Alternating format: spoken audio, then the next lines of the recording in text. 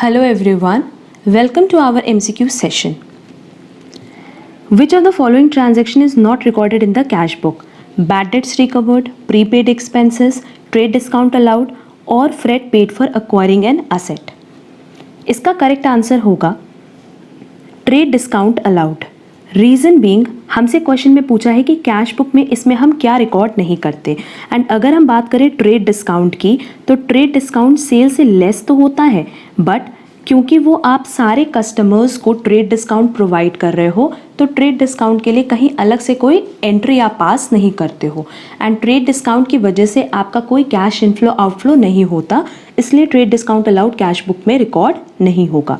तो इसका correct answer है C, that is trade discount allowed. ये सारे के सारे क्वेश्चंस CMA फाउंडेशन स्टूडेंट्स के लिए बहुत इम्पॉर्टेंट है. रीज़न बीइंग कि दिसंबर 2018 के पेपर के ही ये सारे क्वेश्चंस हमने कवर किए हैं. ऑलरेडी हमने इसकी पहली MCQ सेशन अपलोड की हुई है. आपको लिंक हम डिस्क्रिप्शन बॉक्स में प्रोवाइड कर देंगे. एंड ये हमारा सेकंड सेशन है MCQ का, जहां हम फर्दर अकाउंटिंग के क्वेश्चंस कवर कर रहे हैं. एंड CMA फाउंडेशन स्टूडेंट्स के एग्जाम पॉइंट ऑफ व्यू से ये क्वेश्चंस बहुत रेलेवेंट है. Next question, credit purchase of fixed asset is recorded in journal proper, purchase book, cash book और पेटी कैश बुक.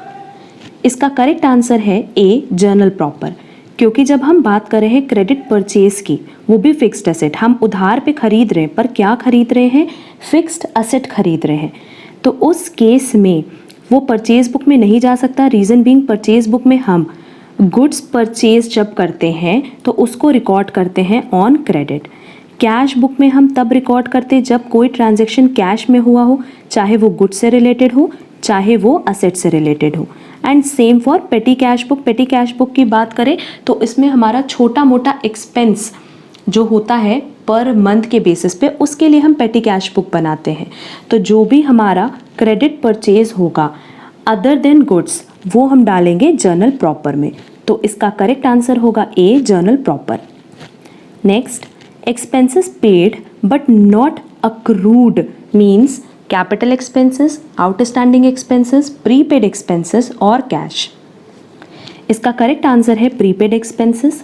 रीज़न बीइंग हमसे क्वेश्चन में पूछा है कि हमने एक्सपेंसेस का पेमेंट तो कर दिया पर वो अभी ड्यू नहीं हुआ, दैट इज अक्रू नहीं हुआ. तो हमने एडवांस में पेमेंट किया है एंड एडवांस में पेमेंट मतलब प्रीपेड एक्सपेंसेस. तो इसका करेक्ट आंसर होगा prepaid expenses. Next, till the discounted bill is paid by the acceptor, it remains as a contingent liability, a current liability, an assets or an expenses. इसका correct answer है ए, अ contingent liability. Reason being कि जो bill आपने discount कर लिया but अगर अभी तक उसका पेमेंट नहीं किया है तो फ्यूचर में उसका पेमेंट करना भी पड़ सकता है, नहीं भी करना पड़ सकता है, तो हम उसको एज कंटिंजेंट लाइबिलिटी बुक्स में शो करते हैं. तो इसका करेक्ट आंसर है A, contingent liability. Next, the amount of yearly depreciation under written down value method remains same over the years, decrease year by year, increase year by year or fluctuates. इसका correct answer होगा decrease year by year. यहाँ पे हमसे question में पूछा है कि अगर हम डेप्रिसिएशन का मेथड यूज़ कर रहे हैं WDV, that is written down value method, तो नाम से भी समझ में आ रहा है जहाँ हमारी वैल्यू घटती चली जाएगी दैट इज डिक्रीज होती चली जाएगी. तो इसका करेक्ट आंसर होगा B, decrease year by year. Next, goods purchased from mister A but wrongly entered in the account of mister B, the rectification of error will result in increase in gross profit, decrease in gross profit, no effects on gross profit, either A or B.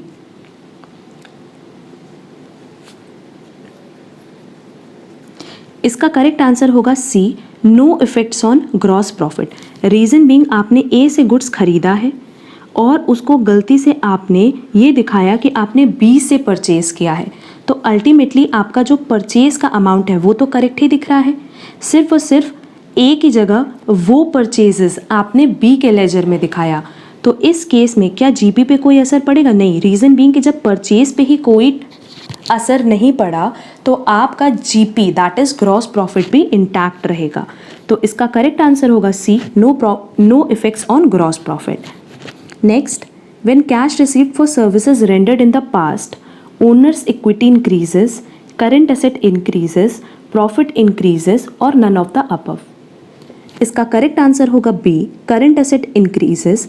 Reason being कि जब हमें cash मिलेगा तो हमारा cash increase होगा, and cash मतलब क्या, current asset.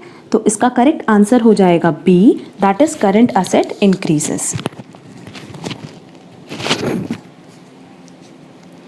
चलेंगे हमारे नेक्स्ट क्वेश्चन पे।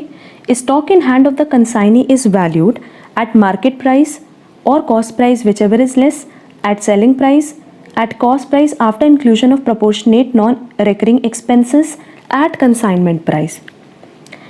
इसका करेक्ट आंसर होगा at cost price after inclusion of proportionate non recurring expenses. Reason being हमसे पूछा है कंसाइनी के हाथ में। कंसाइनर के हाथ में अगर पूछता तो बेसिकली जो हम वैल्यूएशन करते हैं कॉस्ट और market price whichever is lower पे करते हैं, बट वहाँ पे भी कॉस्ट प्राइस का मतलब क्या होता है, कॉस्ट प्राइस का मतलब होता है कि जितनी कॉस्ट है प्लस जितनी नॉन रिकरिंग एक्सपेंसेस लगी हैं, ठीक, वो खर्चे जो कि दोबारा से अकर नहीं करेंगे, that is up to go down पहुंचने का जो खर्चा होता है वो भी हम कॉस्ट प्राइस में इंक्लूड करते हैं। एंड कंसाइनी के पॉइंट ऑफ व्यू से पूछा है तो but always at cost price after inclusion of proportionate non recurring expenses.